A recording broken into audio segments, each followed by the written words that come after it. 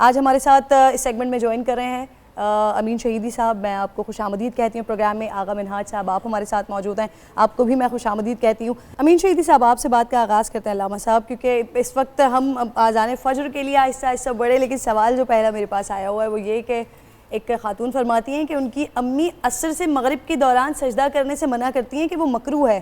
آپ بتائیے کہ کیا واقعی نماز کے بعد سے, عصر کی نماز کے بعد سے مغرب تک سجدہ نہیں کیا جا سکتا؟ ویسے بڑا ٹائملی سوال آیا یہ, کیونکہ اس وقت جو ہے وہ روزہ جو ہے وہ رکھنے کی تیاری ہو رہی ہے, اور ابھی پتہ چل جائے گا تو پورے دن کے جو ہے وہ انتظامات کور ہو جائیں گے. بسم اللہ الرحمن الرحیم. دیکھیے, سجدہ ایک اضافی عبادت ہے جب آپ نماز سے ہٹ کر کریں, اور اس کا کوئی وقت معین نہیں ہے.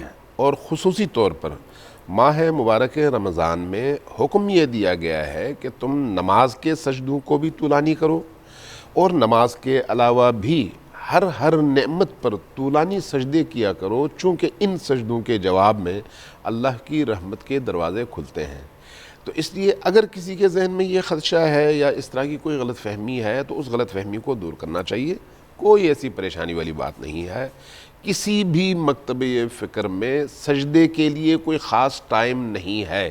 کسی بھی مکتبہ فکر جی سب کا اس پر اتفاق ہے کہ جب کبھی آپ کو توفیق ملتی ہے اللہ کی بارگاہ میں اپنی پیشانی زمین پر رکھ کر سجدہ کرنے کی تو ضرور کریں, اور مختصر نہ کریں. جتنا لمبا آپ سجدہ کریں گے اتنا زیادہ آپ اللہ کی بارگاہ میں تقرب کا مقام حاصل کریں گے.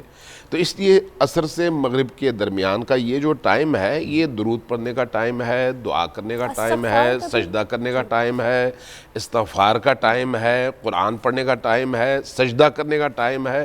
اس لیے اس میں کوئی پریشانی والی بات نہیں ہے, کر سکتی ہیں اور ضرور کریں. اچھا, طلوع آفتاب کے وقت بھی لوگ کہتے ہیں کہ اس وقت جو ہے وہ ایک مخصوص وقت ہے, اس ٹائم پر بھی جو ہے وہ سجدہ نہیں کرنا چاہیے. تو سجدے کا میں نے جیسے عرض کیا, سجدے کا کوئی مخصوص ٹائم نہیں ہے, بلکہ طلوع آفتاب کے حوالے سے تو یہ حکم ہے کہ آپ سوئیں نہیں, جاگتے رہیں جب تک طلوع آفتاب نہیں ہوتا. طلوع آفتاب کے موقع پر سونا کراہت رکھتا ہے.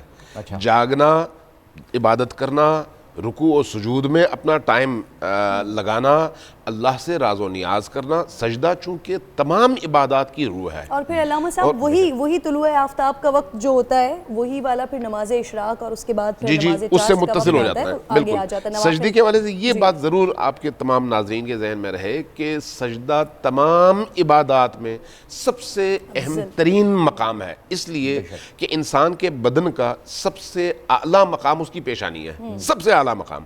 اور اسی پیشانی کو آپ اللہ کی زمین پر اپنی عجز اور انکساری کا اظہار کرتے ہوئے رکھتے ہیں, تو اس عمل کو اللہ باقی تمام اعمال کی نسبت زیادہ پسند کرتا ہے. بے شک, اور یہ ایک سجدہ ہی تو ہے جس کے انکار سے جو ہے ابلیس آ گیا. بے شک. اچھا, ہمارے ساتھ عزازیل ابلیس بن گیا. ہمارے ساتھ جو ہے وہ روحانی اسکالر جناب آغا منہاج بھائی بھی موجود ہیں. آغا صاحب, آپ کے لیے جو ہے وہ اس وقت میرے خیال میں جب یہ دور پراٹھوں کا اور آملیٹس اور یہ ساری چیزیں چل رہی ہوتی ہیں تو لوگ جو ہیں وہ یہ ضرور فیصلہ کر کے بیٹھے ہوتے ہیں کہ ہمیں وظیفہ جو ہے اس چیز کا مل جائے جو بھی ان کی مشکلات ہیں. تو آج آپ کے لیے ایک بڑا ہی زبردست سوال آیا ہے کہ کمر کے موڑوں میں جو ہے وہ درد رہتا ہے, اور مبینہ کا یہ سوال ہے, والدہ کا نام لکھنا بھول گئی ہیں یہ محترمہ, کمر کے موڑوں میں جو ہے وہ درد رہتا ہے. تو اس کے لیے بھی ایک وظیفہ ایڈ کر لیں کہ ٹیم ہمیں بھی پراٹھے آج دے دے, اس میں بھی وظیفہ بنا دیں. ہاں, یہ اس کا وظیفہ جو ہے وہ آپ آن ایئر بے شک نہ بتائیں, بریک میں بھی بتا سکتے ہیں, لیکن یہ کمر کے موڑوں کا جو درد ہے اسے آن ایئر کر دیجیے گا. بہت بہت شکریہ. اللہ تبارک و تعالیٰ آپ کو صحت تندرستی کی دولت سے مالا مال فرمائے. یہ کمر کے موڑوں کا درد جو ہے نا یہ بہت خراب ہوتا ہے. اس میں انسان اٹھنے بیٹھنے چلنے پھرنے سے, سونے جاگنے سے, ایون اس کو نماز بھی کھڑے ہو کے نہیں پڑھ سکتا, وہ بڑی تکلیف کے اندر مبتلا ہو جاتا ہے. اس کے لیے بے شمار بہت اچھے وظائف ہیں, لیکن سب سے پہلے تو آپ نے کسی اچھے آرتھوپیڈک ڈاکٹر کو ضرور دکھانا ہے, کسی اچھے نیورولوجسٹ کو دکھائیں, اور اس کے بعد آپ سورہ قریش 313 مرتبہ ایک نشست میں پڑھ کے پانی دم کر کے پئیں. 313 مرتبہ سورہ قریش اول و آخر درود پاک پڑھیں, پانی دم کر کے پئیں, اور یہ عمل آپ ہفتے میں 3 مرتبہ کریں. اگر آپ سے کہا جائے کہ روزانہ کریں تو روزانہ آپ 111 مرتبہ بھی کر سکتے ہیں, لیکن اگر 313 مرتبہ سورہ قریش اول و آخر درود پاک پڑھ کے پانی پہ دم کر کے پئیں گے تو انشاءاللہ یہ بہت آزمودہ اور مجرب وظیفہ ہے. اس وظیفے کے کرنے سے انشاءاللہ تعالیٰ آپ کے کمر کے موہروں کے درد میں آرام آئے گا اور آپ اپنی پہلی جیسی زندگی گزار سکیں گے انشاءاللہ. اور وہ جو ایک آسٹرو پروسیس شروع ہو جاتا ہے نا, ہڈیوں کے گودا اس کا جھڑنا, یہ بھی لوگوں کو اور ارلی ایج میں آج کل بہت زیادہ لوگوں کو شروع ہو گیا. میں اس کے بارے میں بھی پوچھوں گی, لیکن اسی دوران ہمیں عمران بشیر صاحب بھی, علامہ صاحب بھی جوائن کر چکے ہیں. آپ کو بھی ہم خوش آمدید کہتے ہیں. اور اب میں آپ کی جانب سوال لے کر آتی ہوں. سر مولانا صاحب, آج کیونکہ اماں فاطمہ کا دن ہے تو میں چاہوں گی کہ آج کے دن کی مناسبت سے سب سے پہلے ذرا آپ گفتگو کا آغاز کریں. بسم اللہ الرحمن الرحیم. اماں فاطمہ پہ ہم سب کے ماں باپ قربان, بے شک, جن کے صدقے سے یہ کائنات کی ساری بہاریں باقی ہیں اور باقی رہیں گی.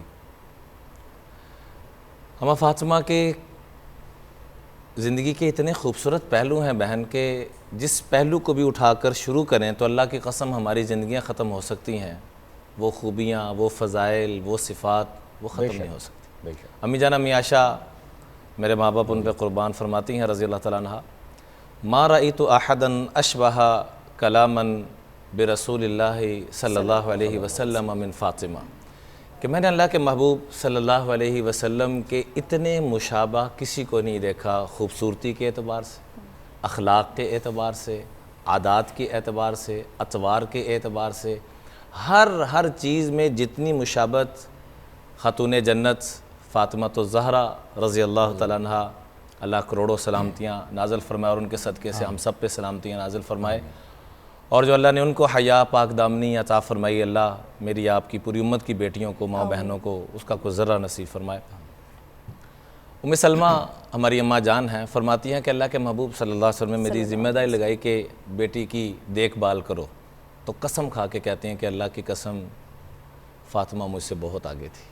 یہ اماں کے الفاظ ہیں کہ فاطمہ کو میں نے کیا سکھانا تھا, وہ اتنی ادب والی, اتنی صفات والی کہ میں نے ایسی خوبصورت خاتون اپنی زندگی میں نہیں دیکھی. یہ اماں کے الفاظ.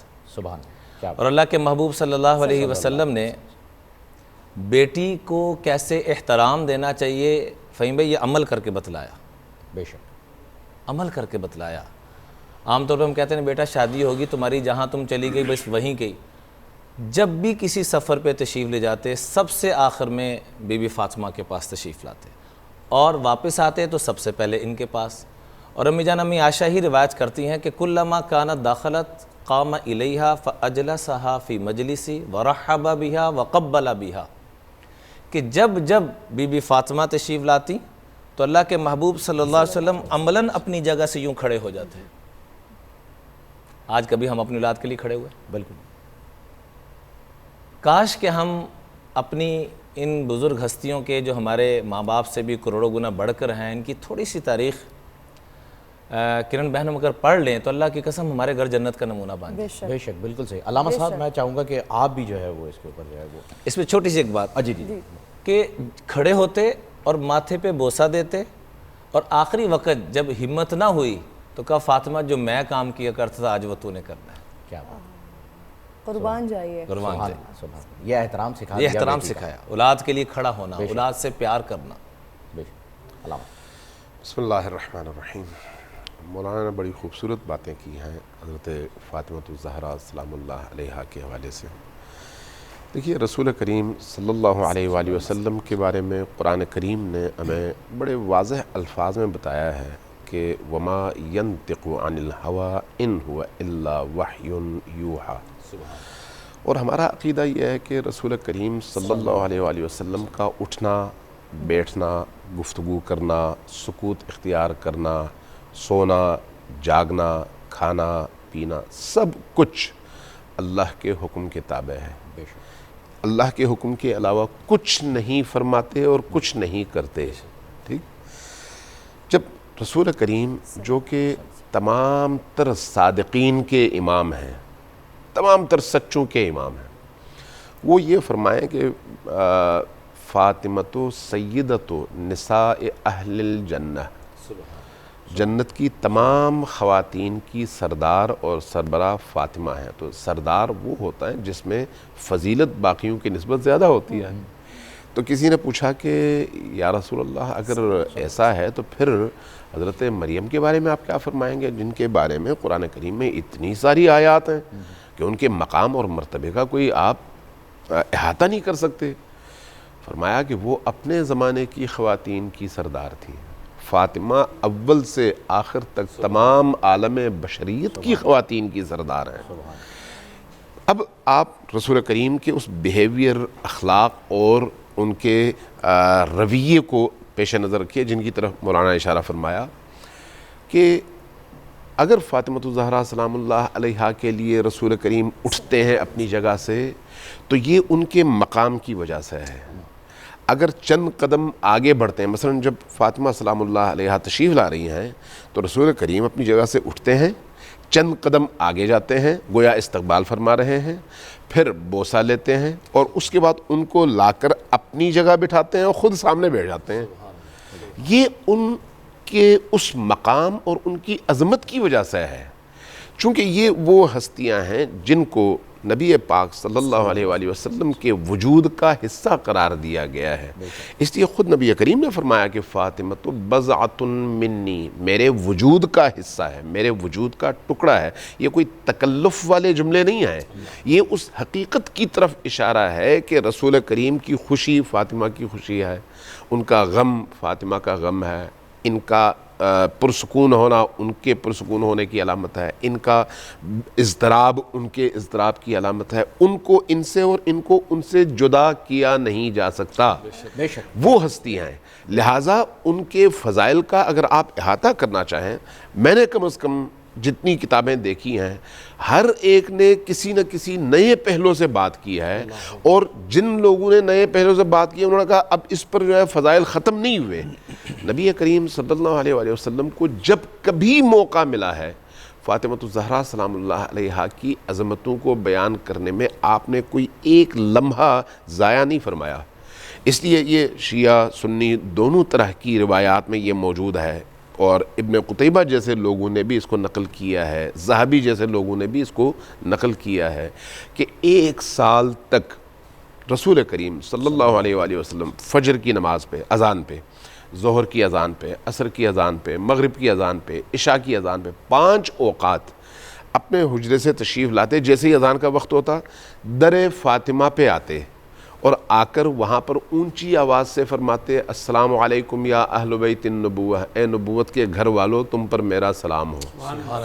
کیوں ایسا کرتے تھے؟ 1 سال تک، یعنی 365 دن 5 اوقات، 5 سے 365 کو ضرب دیں. کیوں؟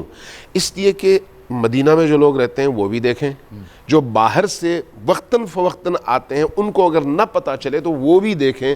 سال کے اندر ہر مسلمان کم از کم 1 بار نبی کریم کی زیارت کے لیے آتا ضرور ہے، اور جو بھی آتا ہے وہ مسجد نبوی میں آتا ہے نبی کریم کو دیکھنے کے لیے، اور نماز کے اوقات میں ضرور مسجد میں آتا ہے. تو اس کو پتہ چلنا چاہیے کہ اس بیٹی کا مقام کیسا مقام ہے. لہٰذا اس مقام کو بیان کرنے کے حوالے سے احادیث کم نہیں ہیں، تاریخی واقعات کم نہیں ہیں، اور پھر خود ان کی خلقت کے حوالے سے، ان کی پیدائش کے حوالے سے، ان کے بچپن کے حوالے سے، ان کی جو شعور کی عمر ہے جس طرح سے بچوں میں ہوتا ہے، اس شعور کی عمر کے حوالے سے، ان کی شادی کے حوالے سے، ان کے گھرداری کے حوالے سے، شوہرداری کے حوالے سے، بچوں کی تربیت کے حوالے سے، والد سے بیہیویئر اور اخلاق کے حوالے سے، معاشرے کی باقی تمام خواتین سے آپ کے رویے اور میل جول کے حوالے سے، اٹھنے بیٹھنے کے حوالے سے، اور اسی طرح سے آپ کی عبادات، آپ کا اللہ سے رابطہ. اگر آپ کتابوں میں دیکھیں، احادیث میں دیکھیں تو فاطمہ الزہرا سلام اللہ علیہا کے القاب 9 سے 11 ہیں، اور ہر ان کا لقب خود نبی کریم کا دیا ہوا لقب ہے، اور اس لقب کے پیچھے کوئی نہ کوئی ان کی خصوصیت ہے. ان کو عذرا کہا گیا خصوصیت کی وجہ سے، طاہرہ کہا گیا خصوصیت کی وجہ سے، طیبہ کہا گیا خصوصیت کی وجہ سے، فاطمہ کہا گیا خصوصیت کی وجہ سے، زہرا کہا گیا خصوصیت کی وجہ سے. یعنی آپ ان کے جتنے بھی اسماء گنتے چلے جائیں گے، ان تمام اسماء کے پیچھے ان کے وجود کی کچھ نورانی ایسی چیزیں ہیں, ایسے پہلو ہیں جن کی وجہ سے یہ نام ان کے لیے مختص کیا گیا, کسی اور کو اس نام کے لیے کبھی بھی منتخب نہیں کیا گیا. اور علامہ صاحب پھر یہ ہے وہ اصل اسلامی شعائر, اسلامی اقدار, ویمن امپاورمنٹ. جس ویمن امپاورمنٹ کی ہم بات کرتے ہیں, وہ چاہے پھر آپ اماں فاطمہ الزہرا کی اماں خدیجہ کو دیکھیے یا پھر اماں فاطمہ الزہرا کی بیٹی بی بی زینب کو دیکھیے, آغاز سے لے کر اختتام تک یہ اسلامی اقدار کا ویمن امپاورمنٹ ہے جو ہمیں دکھائی دیتا ہے, جو ہمیں نظر آتا ہے, جو ہمیں سکھایا جاتا ہے. یہی حقیقی ہے, جو آج کل ہو رہا ہے وہ نہیں, یہ 1400 سال پہلے 1450 سال پہلے سکھا دیا گیا ہے اور جو مذہب اسلام نے سکھایا بے شک. اور اس سے زیادہ اہم اور کیا ہو سکتا ہے, بالکل سارے پروٹوکولز اس میں کہ آپ دیکھیں کہ کیسی شخصیت, کون شخصیت جن کے لیے ساری کائنات بچھی ہوئی ہے, وہ احترام میں کھڑے ہو رہے ہیں آپ صلی اللہ علیہ وسلم ان کے, کہ بیٹی کے, ایک عورت کے احترام میں وہ کھڑے ہو رہے ہیں. اس سے زیادہ وومن امپاورمنٹ کا کوئی تصور میرے نہیں خیال. اور شوہر کو کہا جا رہا ہے اور پوری دنیا کو مخاطب کرتے, شوہر جیسا ان جیسا شوہر کسی کا نہیں, بے شک. تو لیکن مخاطب ان کو کرتے, پوری دنیا کے شوہروں کو سمجھایا جا رہا ہے کہ اپنی بیوی کو کبھی تکلیف نہ دے. بالکل.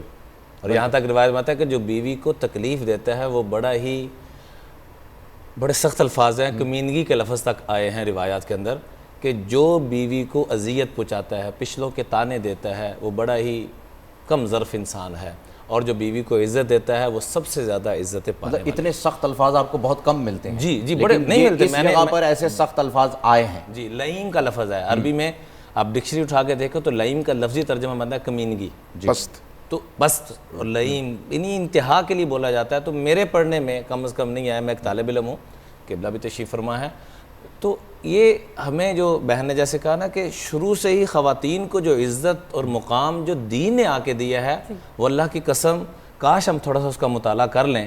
وہ ماں کی صورت میں ہے, بیٹی کی صورت میں ہے, بہن کی صورت میں ہے, ہر صورت میں فرما دیا کہ ان سے اونچا رشتہ کوئی نہیں ہے. اور سب سے خوبصورت دعا بھی یہی ہوتی ہے کہ اگر آپ اپنی بیٹی کو دینا چاہیں, اپنی بہن کو دینا چاہیں, اپنی ماں کو دینا چاہیں, کہ اللہ رب العزت ہمیں حضرت عائشہ رضی اللہ تعالیٰ عنہ, حضرت فاطمہ رضی اللہ تعالیٰ عنہ, حضرت صدیقہ رضی اللہ تعالیٰ عنہ, خدیجہ صدیقہ رضی اللہ تعالیٰ عنہ, ان تمام کی زندگی کے نقش قدم پر زندگی گزارنے کی توفیق عطا فرمائے اللہ رب العزت. بلکہ یہاں تک فرمایا کہ من ابتلی من هذه البنات بشیء, کہ کسی بھی انسان کو بیٹی کی وجہ سے, سبحان اللہ, آج بیٹیوں کو مصیبت سمجھا جاتا ہے, تو میں بیٹی کی وجہ سے زندگی کے کسی موڑ پہ کوئی تکلیف پہنچ گئی, مثلا آپ تھکے ہوئے گھر گئے, سارا دن یہاں, بیٹی کو بخار ہو گیا, ہاسپٹل لے کے جانا پڑا, کسی بھی وجہ سے آپ کی نیند ڈسٹرب ہوگی, تو اللہ کے محبوب صلی اللہ علیہ وسلم نے بشارت دی کہ میں اللہ کے محبوب گارنٹی دیتا ہوں کہ فہیم آپ کے جنت میں جانے کے لیے یہی کافی. سبحان اللہ. علامہ صاحب آپ کچھ کہہ رہے تھے, کنکلوڈ کریں تو پھر میں آغا صاحب قرآن کریم میں رسول پاک کی سیرت تو بالکل واضح ہے. خود قرآن کریم میں بیٹی یا خاتون یا مؤنث ذات کی جو اہمیت اور مقام کو بیان کیا گیا ہے, اس کی طرف عام طور پر ہمارے معاشرے کی توجہ نہیں ہے. ہم کچھ روایات لے کر چلتے ہیں اور وہ روایات ہم عموماً ہندوؤں سے لیتے ہیں, اسلام سے نہیں لیتے. چونکہ کلچر ہمارا مشترکہ کلچر تھا, اس لیے ہم اس کلچر سے متاثر ہونے کی وجہ سے خاتون کو ان کے عقیدے کے مطابق پاؤں کی جوتی سمجھنے بالکل کی جسارت کرتے ہیں. ورنہ اگر آپ خود قرآن کریم میں دیکھیں, حضرت مریم کی پیدائش کے موقع پر ان کی والدہ نے نظر مانی اور کہا کہ بالا مجھے بیٹا دے جس کو میں تیرے گھر کا مجاور بنا دوں. بیٹی ہوئی. جب بیٹی ہوئی تو آپ نے اللہ کی بارگاہ میں ہاتھ اٹھایا ہوگا کہ رب انی وضعتها انثى, خدایا میں نے بیٹی جنم دی. اب یہ بیٹی میں نے دعا بیٹے کی مانگی تھی, جواب آیا لیس الذکر کالانثی, بیٹا بیٹی کی طرح نہیں ہو سکتا. اللہ اکبر.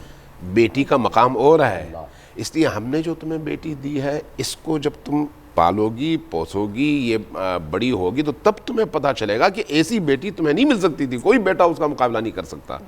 قرآن کریم میں بھی اور خود نبی کریم کی اپنی سیرت میں بھی آپ ذرا غور کریں نا کہ کیا کائنات کی خلقت کا باعث خود نبی کریم کی ذات ہے یا نہیں.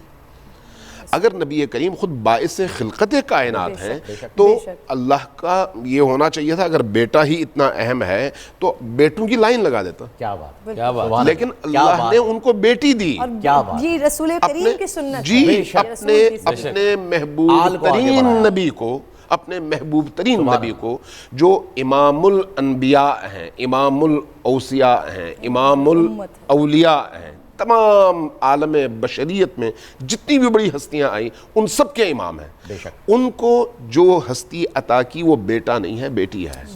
یہاں سے ہمیں اندازہ ہونا چاہیے کہ اللہ کی کتنی بڑی نعمت ہے بیٹی. بڑا امپورٹنٹ کوشچن، کیونکہ ہم جب خواتین کی بات کر رہے ہیں آپ کو بھی شامل گفتگو کر رہے ہیں، لیکن ایک بڑا امپورٹنٹ کوشچن میرے ذہن میں آیا، میں نے چاہا کہ میں آپ دونوں سے اس کا پوائنٹ آف ویو ضرور لوں، جواب لوں اس کا.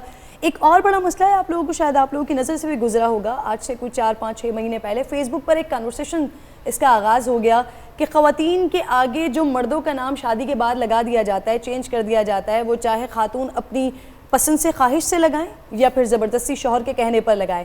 اس کے بارے میں کہا جا رہا تھا کہ یہ ہندوؤں کی رسم ہے، یہ ہم نے وہاں سے اڈاپٹ کی ہوئی ہے، یہ جائز نہیں ہے، یہ اس کی ممانعت ہے. پھر کل اور پرسوں دونوں دن میں نے کچھ احادیث مبارکہ نکالی اور اس کو ڈھونڈنے کی کوشش کی، تو مجھے بہت ساری جگہوں پر یہ ملا، ایک تو آپ والد کا نام تبدیل کر کے کسی اور کا نام اپنے ساتھ نہیں لگا سکتے. دوسرا مجھے یہ ملا کہ پہچان کے لیے، کیونکہ یہ آقا علیہ الصلوۃ والسلام کے دور میں بھی ہوتا رہا کہ خاتون کو پہچان کے لیے اس کے شوہر کے نام سے پکارا جاتا رہا. تو یہ ذرا اس میں رہنمائی آپ دونوں فرما دیجیے گا.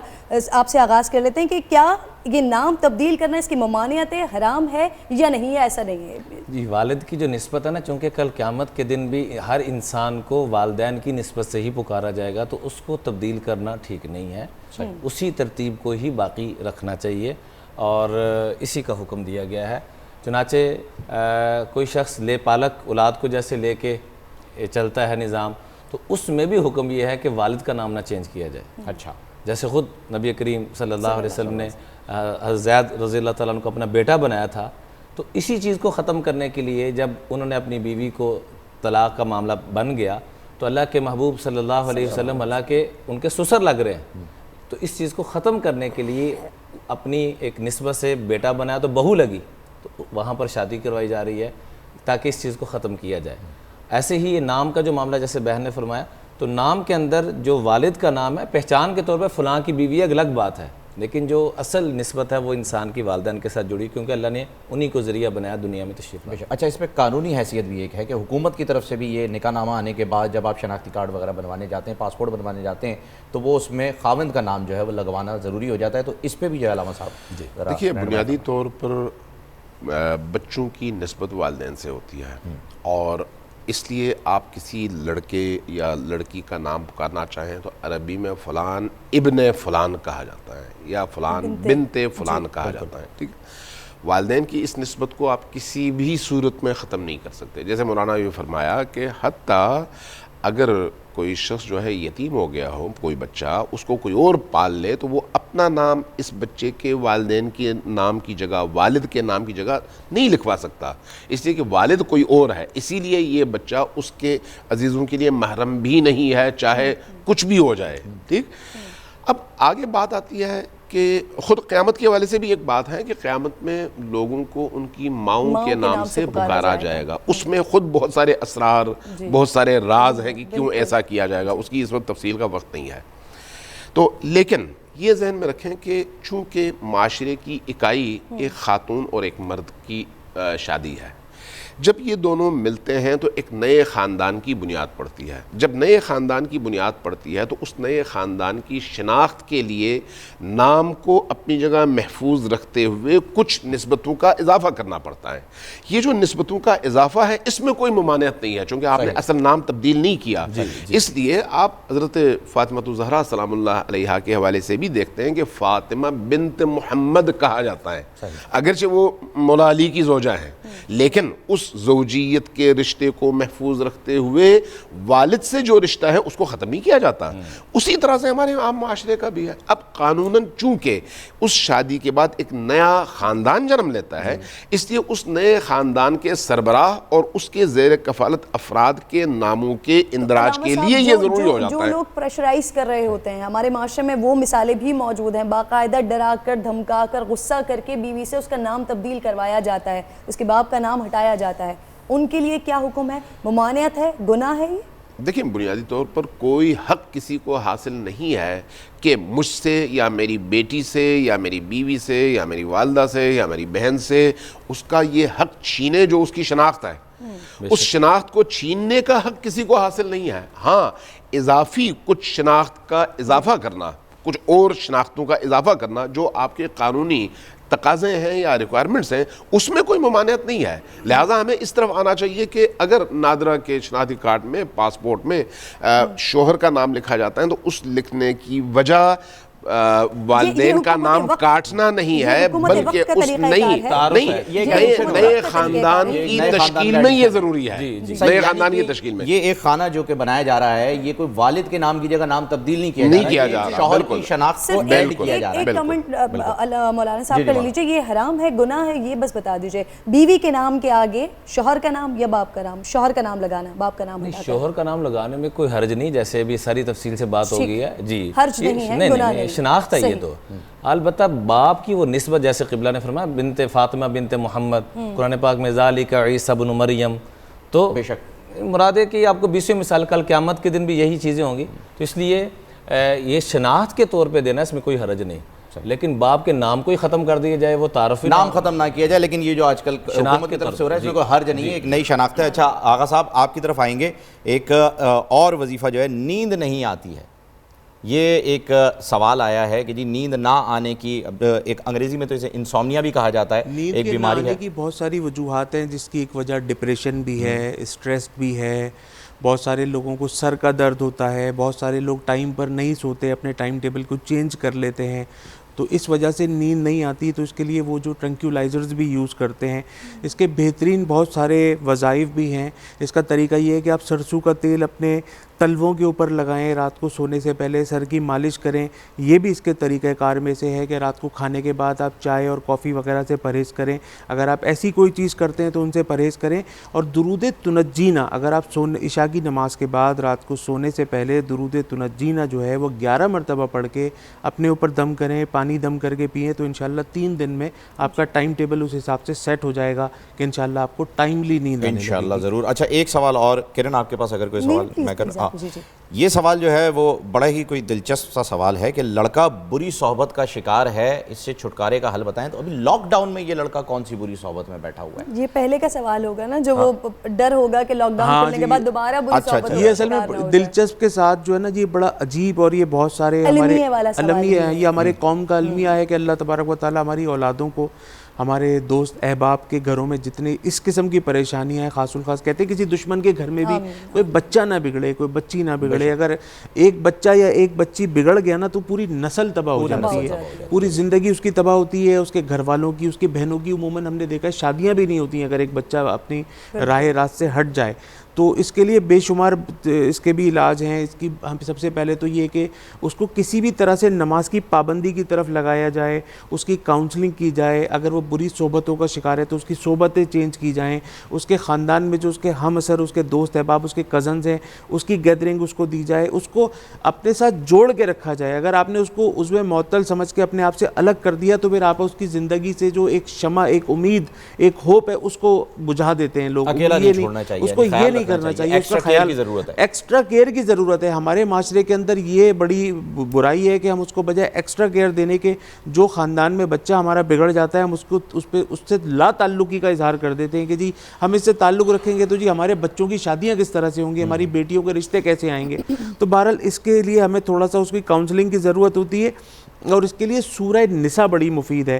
اگر جو بچہ خدا نہ خواستہ راہ سے ہٹ چکا ہے تو اس کی والدہ, اس کا بھائی, اس کی ماں, اور اگر وہ خود اگر اس کو کنونس کر لیں اس بات کے اوپر کہ تم یہ خود کرو, اور اگر وہ سورہ نساء کی تلاوت کرے, اول و آخر درود پاک پڑھے, اپنے اوپر دم کرے, پانی پہ دم کر کے پیے, تو انشاءاللہ وہ جو بے راہ روی کا شکار ہے انشاءاللہ وہ اس سے ہٹ جائے گا اور راہ راست پر آ جائے گا انشاءاللہ. سکھر سے علی صاحب ہیں, ان کا سوال ہے, والدہ کا نام منیبہ ہے ان کی, فرما رہے ہیں کہ بینائی کمزور ہوتی جا رہی ہے, اس کے لیے کوئی وظیفہ بتائیے. بینائی کی کمزوری کے آج کل بے شمار واقعات بھی ہیں, معاملات بھی ہیں.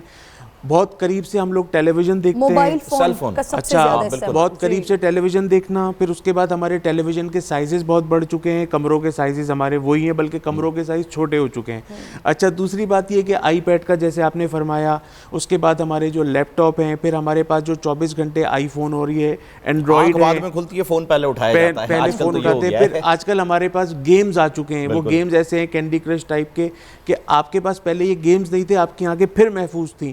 اب یہ جو مستقل ہم لوگ گیمز کھیلنے لگے ہیں اپنے موبائلز کے اوپر, تو یہ ہماری آنکھوں کو انہوں نے پینا شروع کر دیا ہے.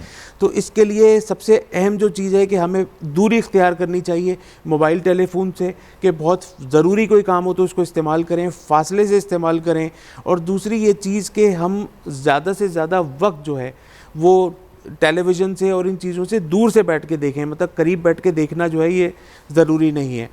اچھا آب زمزم آج کل ہر گھر میں موجود ہوتا ہے, ایک ڈراپر لیں اور صبح آنکھ کھلتے کے ساتھ ہی اور رات کو سوتے وقت ایک ایک قطرہ آب زمزم کا اس کے اندر ڈالیں, اور اگر اس میں آپ 11 مرتبہ سورہ فاتحہ دم کر کے اگر آب زمزم کو اپنی آنکھوں میں ڈالتے ہیں یا اس کو پیتے ہیں, تو انشاءاللہ تعالیٰ یہ جس نیت سے کیا جاتا ہے نا یہ آب زمزم کا وہ عمل ہے, اس سے میں نے بے شمار لوگوں کے چشمے اترتے ہوئے دیکھے ہیں.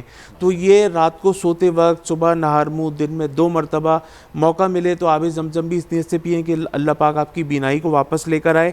اپنی ڈراپر سے اپنی آنکھوں میں 1 سے لے کے 3 قطرے تک 11 مرتبہ سورہ فاتحہ پڑھ کے, کیونکہ سورہ فاتحہ وہ قرآن پاک کی سورہ ہے جس کو سورہ شفا بھی کہا گیا ہے, اور اس کے اندر بھی آب زمزم کے بعد سورہ فاتحہ, سورہ شفا, یہ وہ وظیفہ ہے, وہ دعا ہے, وہ قرآن پاک کی سورہ ہے کہ جس کو آپ جس نیت سے پڑھ کے کریں گے نا اپنے اوپر اپلائی, وہ انشاءاللہ ہو جائے گا.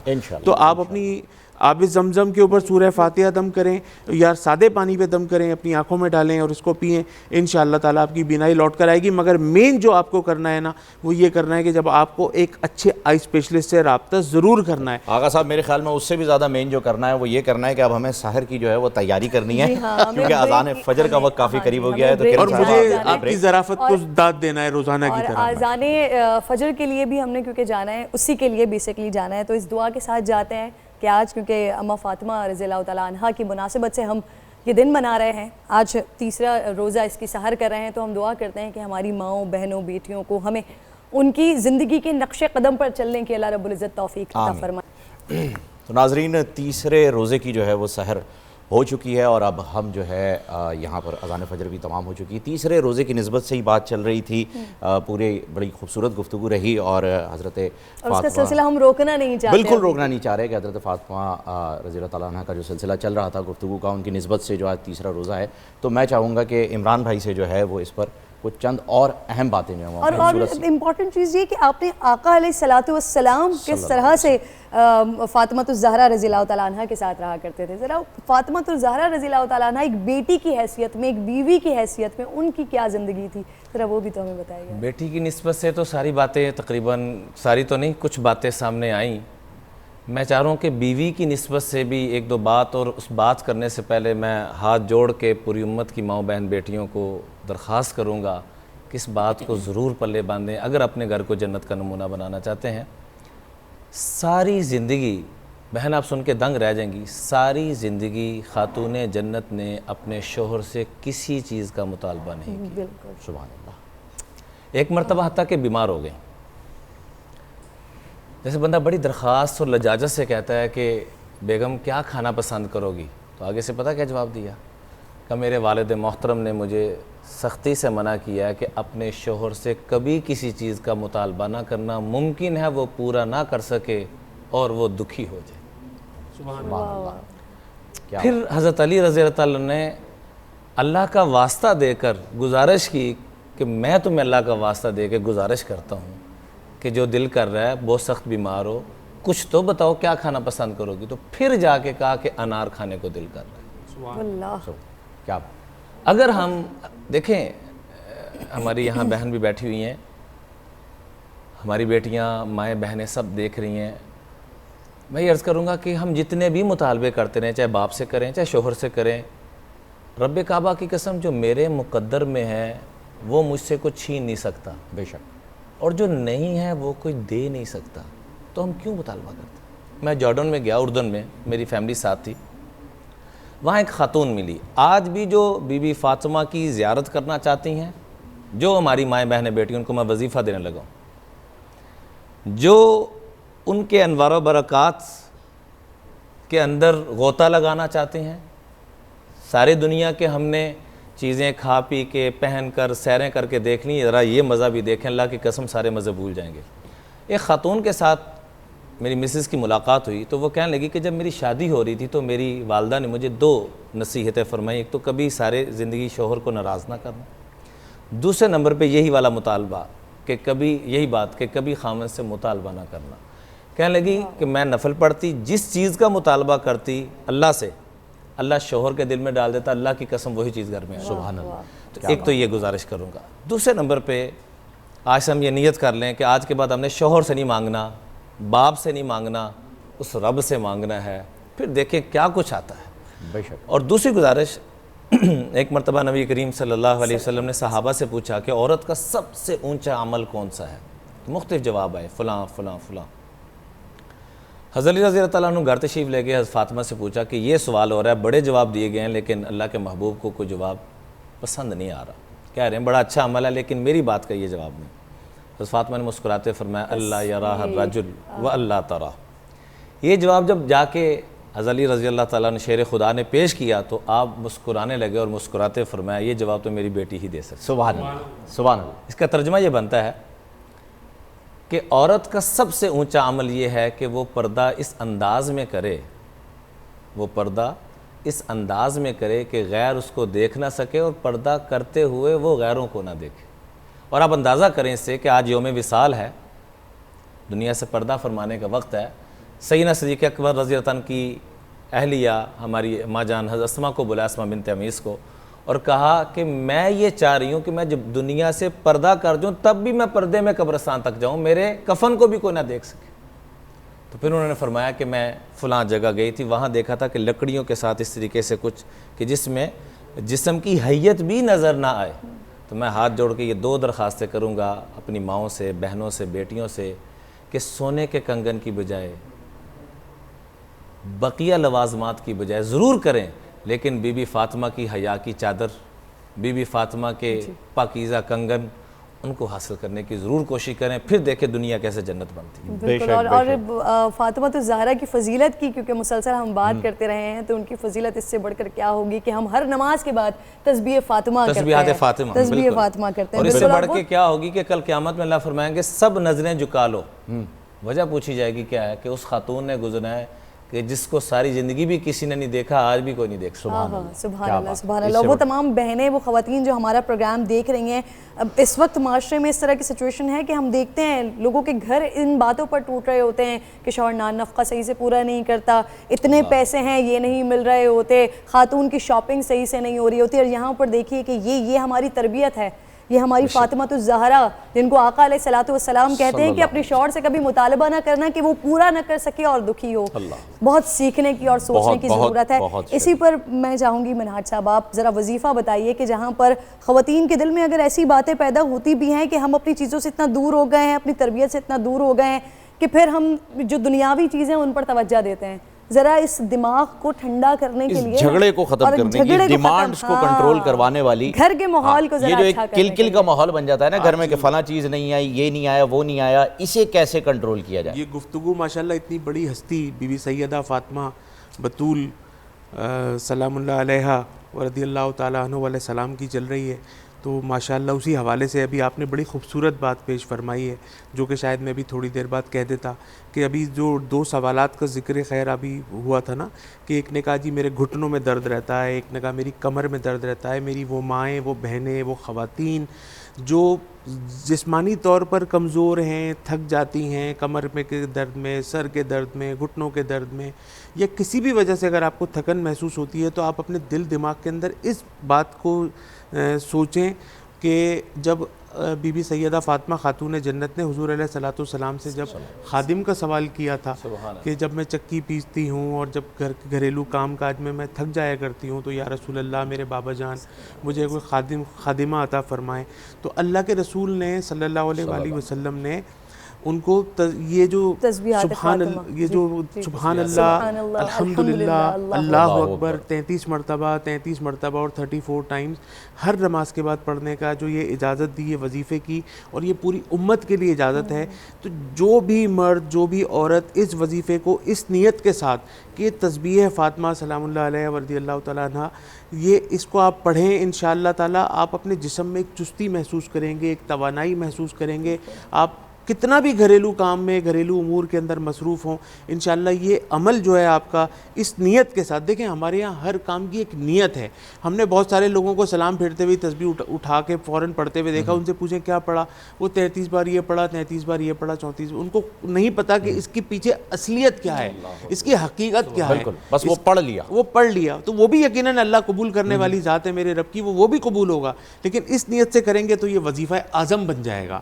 آپ کے جسم کو جو ہے روحانی اور جسمانی تقویت اللہ تبارک و تعالیٰ کی طرف سے حاصل ہوگی. اور رہی بات کہ وہ ہم اپنے گھروں کے اندر مطالبے کرتے ہیں، تو وہ مطالبے جو ہیں جائز مطالبے اگر ہیں تو وہ کر لینے چاہیے. ایسے مطالبے جس سے شوہر کا یا والد کا دل دکھ جائے، یا آپ کو پتہ ہے کہ یہ وہ مطالبہ آپ کا پورا نہیں کر سکتا، اس سے ہمیں احتیاط. اور یہاں پر میں یہ بھی ایڈ کرنا چاہوں گا کہ شوہروں اور والدین کو بھی اس بات کا خیال رکھنا چاہیے کہ بچوں کو کس چیز کی یا بیگم کو کس چیز کی ضرورت ہو سکتی ہے. تو آپ ایسا موقع ہی نہ آنے دیں کہ جو غیر ضروری فرمائشیں ان کے اوپر تو ٹھیک ہے، لیکن جو ضروریات زندگی کی چیزیں ہیں ان میں آپ یہ موقع ہی نہ آنے دیں. آپ موقع سے پہلے، سوال سے پہلے، فرمائش سے پہلے یہ کام کر لیجئے.